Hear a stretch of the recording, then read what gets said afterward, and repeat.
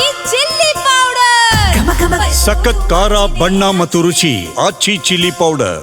BMRCLನವರು ನಿನ್ನೆ ಅಷ್ಟೇ ಮೆಟ್ರೋ ದರದ ಏರಿಕೆಯ ಘೋಷಣೆ ಮಾಡಿದ್ರು. ಬರುವ ಸೋಮವಾರದಿಂದಲೇ ಜಾರಿಯಾಗುತ್ತೆ ಅಂತಕ್ಕಂಥದ್ದನ್ನು ಕೂಡ ಹೇಳಿದರು. 5% ದರ ಏರಿಕೆಯನ್ನು ಮಾಡಿದರು. ಈಗ ಇದರ ವಿರುದ್ಧ ಭಾರೀ ಜನಾಕ್ರೋಶ ವ್ಯಕ್ತವಾಗ್ತಾ ಇದೆ.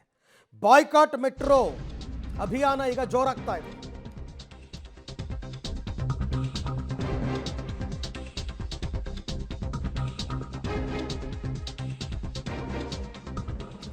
ದೇಶದಲ್ಲೇ ದುಬಾರಿಯಾಗಿದೆ ನಮ್ಮ ಮೆಟ್ರೋ. ಅಂದರೆ ಬೆಂಗಳೂರು ಮೆಟ್ರೋನೇ ಇಡೀ ದೇಶದಲ್ಲಿ ಅತ್ಯಂತ ದುಬಾರಿ ಬೇರೆ ರಾಜ್ಯಗಳಿಗೆ ಕಂಪೇರ್ ಮಾಡಿದ್ರೆ.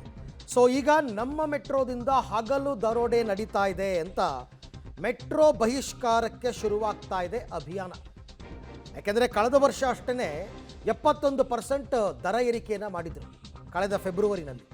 ಈಗ ಮತ್ತೆ 5% ಜಾಸ್ತಿ. ಅವ್ರು ಹೇಳ್ತಾರೆ ದರ ನಿಗದಿ ಸಮಿತಿಯವರು ನಮಗೆ ಏನು ಶಿಫಾರಸು ಮಾಡ್ತಾರೋ ಅದ್ರ ಪ್ರಕಾರ ನಾವು ಮಾಡ್ತೀವಿ ಅಂತ. ಈಗ ಮತ್ತೆ 5% ಜಾಸ್ತಿ. ಅಲ್ಲಿಗೆ ಜನ ಎಲ್ಲಿ ಹೋಗಬೇಕು? ಈಗಂತೂ ಬೆಂಗಳೂರಿನಲ್ಲಿ ಜನ ಮೆಟ್ರೋ ಡಿಪೆಂಡೆನ್ಸಿ ತುಂಬ ಜಾಸ್ತಿ ಆಗ್ತಾ ಇದೆ. ತುಂಬ, ಯಾಕೆಂದರೆ ಸಮಯ ಉಳಿತಾಯ ಆಗುತ್ತೆ ಅಂತ. ಕೆಲವರೆಲ್ಲ ಮಾತಾಡ್ತಾ ಇದ್ರು, ದರ ಜಾಸ್ತಿ ಆಗಲಿ ಬಿಡಲಿ ನಮಗೆ ಅನಿವಾರ್ಯ ಆಗಿಬಿಟ್ಟಿದೆ ಸರ್, ನಾವು ಓಡಾಡಲೇಬೇಕು ಅಂತ ಹೇಳ್ತಾರೆ. ಈಗ ಕೆಲವರು ಮೆಟ್ರೋ ಬಹಿಷ್ಕಾರಕ್ಕೆ ಅಭಿಯಾನವನ್ನು ಶುರು ಮಾಡಿದ್ದಾರೆ. ಮೆಟ್ರೋದಲ್ಲಿ ಓಡಾಡೋದೇ ಬೇಡ ನಾವು ಅಂತ. ಹಾಗೆ ನೋಡೋಕೆ ಹೋದರೆ ಮೆಟ್ರೋ ಈಗ ಲಾಭದಲ್ಲೇ ಇದೆ, ನಷ್ಟ ಏನೂ ಇಲ್ಲ. ನಿರ್ವಹಣಾ ವೆಚ್ಚ, ಸಿಬ್ಬಂದಿ ಸಂಬಳ ಇದೆಲ್ಲ ಮೇಂಟೈನ್ ಮಾಡಬೇಕು ಅಂತ ಜಾಸ್ತಿ ಮಾಡಿದ್ದೀವಿ ಅಂತ ಸಮರ್ಥನೆ ಕೊಡ್ತಾರೆ. ಸೊ ಅಷ್ಟಾಗಿಯೂ ಕೂಡ ಬಾಯ್ಕಾಟ್ ಮೆಟ್ರೋ ಅಭಿಯಾನ ಈಗ ಜೋರಾಗ್ತಾ ಇದೆ. ಮೆಟ್ರೋದಲ್ಲಿ ಪ್ರಯಾಣ ಮಾಡೋದು ಬೇಡ ಇನ್ಮೇಲೆ. ಸೋಷಿಯಲ್ ಮೀಡಿಯಾದಲ್ಲಿ ಇದರ ಅಭಿಯಾನ ಜೋರು. ನಮ್ಮ ಮೆಟ್ರೋ ದರ ಏರಿಕೆಗೆ ಪ್ರಯಾಣಿಕರು ಆಕ್ರೋಶವನ್ನು ವ್ಯಕ್ತಪಡಿಸ್ತಾ ಇದ್ದಾರೆ.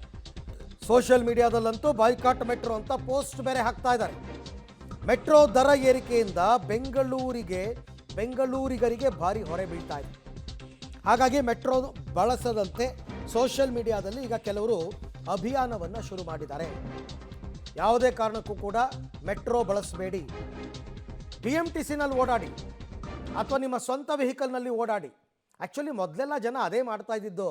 ಮೆಟ್ರೋ ಬರೋದಕ್ಕೂ ಮೊದಲು ಮೆಟ್ರೋದಲ್ಲಿ ಪ್ರಯಾಣ ಮಾಡಿದ್ರೆ ಸಮಯ ಉಳಿತಾಯವಾಗುತ್ತೆ. ಇದೊಂದೇ ಎಲ್ರಿಗೂ ಕೂಡ ಕೇಳ್ತಾ ಇರೋದು. ಈ ಬೆಂಗಳೂರಿನ ಟ್ರಾಫಿಕ್ಕಲ್ಲಿ ಕೆಂಗೇರಿಯಿಂದ ವೈಟ್ ಫೀಲ್ಡ್ಗೆ ಹೋಗೋದಕ್ಕೆ 2 ಗಂಟೆ ಬೇಕು. ಕೆಂಗೇರಿ ಟು ವೈಟ್ ಫೀಲ್ಡ್ ಮೆಟ್ರೋದಲ್ಲಿ ಹೋದರೆ 1 ಅವರ್ಗೆ ಹೋಗ್ಬೋದು. ಸಮಯ ಉಳಿತಾಯ ಆಗುತ್ತೆ ಅಂತ ಜನ. ಇದು ಭಾಳ ಅನ್ಯಾಯದ ಕೆಲಸ ಮಾಡ್ತಾ ಇದ್ದಾರೆ. First of all metro rate increase ಮಾಡ್ತಾ ಇದ್ದಾರೆ ಅಂದ್ರೆ ತಕ್ಕ ಫೆಸಿಲಿಟಿ ಕೊಡಬೇಕು, ಫ್ರೀಕ್ವೆನ್ಸಿ ಜಾಸ್ತಿ ಮಾಡಬೇಕು. ಅದನ್ನೆಲ್ಲ ಮಾಡ್ತಾ ಇಲ್ಲ. ಅದ್ರ ಬದಲು ಸುಮ್ಮನೆ ರೇಟ್ ಇನ್ಕ್ರೀಸ್ ಮಾಡ್ಕೊಂಡು ಹೋದರೆ ಈಗ ಬರೋ ಜನನೂ ಕಡಿಮೆ ಮಾಡ್ತಾರೆ, ಆಮೇಲೆ ಟ್ರಾಫಿಕ್ಕು ಜಾಸ್ತಿ ಆಗುತ್ತೆ, ಆಮೇಲೆ ಜನರ ಮೇಲೇ ಸುಮ್ಮನೆ ತೊಂದರೆ ಆಗುತ್ತೆ. ಅದ್ರ ಬದಲು ಮೆಟ್ರೋ ಮೇನ್ ಉದ್ದೇಶ ಇರೋದೇ ಜನಕ್ಕೆ ಎಲ್ಪ್ ಆಗಲಿ ಅಂತ. ಅದನ್ನು ಬಿಟ್ಬಿಟ್ಟು ಜನನ ರೇಟ್ ಜಾಸ್ತಿ ಮಾಡಿ ಜನ ಬರೋದು ಕಡಿಮೆ ಮಾಡ್ತಾರೆ ಹೊರತು ಜನಕ್ಕಂತೂ ಏನೂ ಹೆಲ್ಪ್ ಮಾಡಲ್ಲ. ಇದು ಎಲ್ಲಿ ತನಕ ಹೋಗಿ ನಿಲ್ಲುತ್ತೆ ಅಂತ ನಮಗಂತೂ ಅರ್ಥ ಆಗ್ತಾ ಇಲ್ಲ. ರೇಟ್ ಕಡಿಮೆ ಮಾಡಿ, ಫೆಸಿಲಿಟಿ ಜಾಸ್ತಿ ಮಾಡಿ, ಜನ ಬರೋದನ್ನ ಹೆಚ್ಚಿಗೆ ಮಾಡಿ, ಆವಾಗ ಆಟೋಮೆಟಿಕ್ಕಾಗಿ ಟ್ರಾಫಿಕ್ ಕಡಿಮೆ ಆಗುತ್ತೆ.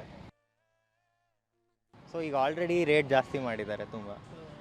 ಮೋಸ್ಟ್ಲಿ ಗರಿಷ್ಠ ಮೊತ್ತ 90 ರೂಪಾಯಿ, 90 ರುಪೀಸ್ ಇದೆ. ಬಟ್ ಈಗ ನಾವು ದೂರದಿಂದ ಬರ್ತೀವಿ, ಎಲೆಕ್ಟ್ರಾನಿಕ್ ಸಿಟಿ ಆಜುಬಾಜಿಂದ ಬರ್ತೀವಿ ಅಂತ ಹೇಳಿದ್ರು ಆಲ್ರೆಡಿ 70 ರೂಪಾಯಿಂದ 70 ರೂಪಾಯಿ ಅಷ್ಟು ಆಗುತ್ತೆ ಆಲ್ರೆಡಿ.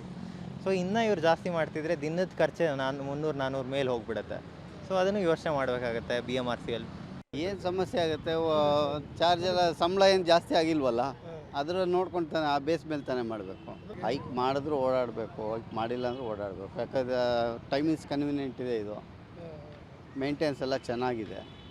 ಬಟ್ ಅದೇ ಮೇಂಟೆನೆನ್ಸು ಟೈಮಿಂಗ್ಸು ರೈಲ್ಗಳು ಜಾಸ್ತಿ ಬಿಟ್ಟರೆ ಅನುಕೂಲ. 5% ಏರಿಸ್ತಾ ಇದೆ. ನಮ್ಮಂಥ ಪೆನ್ಷನರಿಗೆ ಭಾಳ ಕಷ್ಟ ಆಗುತ್ತೆ. ಮೆಟ್ರೋನ ಇನ್ನೂ ಸುಧಾರಣೆ ಮಾಡಿ ಜನರಿಗೆ ಕೂತ್ಕೊಳ್ಳೋ ಸೀಟ್ ಕೊಡಲಿ. ಫಸ್ಟ್ ಮುಂದಾಗಬೇಕು, ಕಲೆಕ್ಷನ್ ಮಾಡೋದು ಆಮೇಲೆ. ಇದೆಲ್ಲವೂ ಕೂಡ ಮೆಟ್ರೋ ಪ್ರಯಾಣಿಕರ ಅಭಿಪ್ರಾಯಗಳು. ಮೆಟ್ರೋದಲ್ಲಿ ಪ್ರತಿನಿತ್ಯ ಓಡಾಡ್ತಕ್ಕಂಥವರು ತಮ್ಮ ಅಸಹಾಯಕತೆಯನ್ನು ತೋರಿಸ್ಕೊತಾ ಇದ್ದಾರೆ. ಸರ್ ಓಡಾಡಲೇಬೇಕು, ಬೇರೆ ದಾರಿ ಇಲ್ಲ, ಇವ್ರು ನೋಡಿದ್ರೆ ಇಷ್ಟೊಂದು ರೇಟ್ ಜಾಸ್ತಿ ಮಾಡ್ತಾ ಇದ್ದಾರೆ, ನಾವೇನು ಮಾಡಬೇಕು ಅನ್ನುವಂಥದ್ದು ಇವ್ರ ಪ್ರಶ್ನೆ. ಹಾಗಾಗಿ ಇವಾಗ ಬಾಯ್ಕಾಟ್ ಮೆಟ್ರೋ ಅನ್ನೋ ಅಭಿಯಾನ ಜೋರಾಗ್ತಾ ಇದೆ.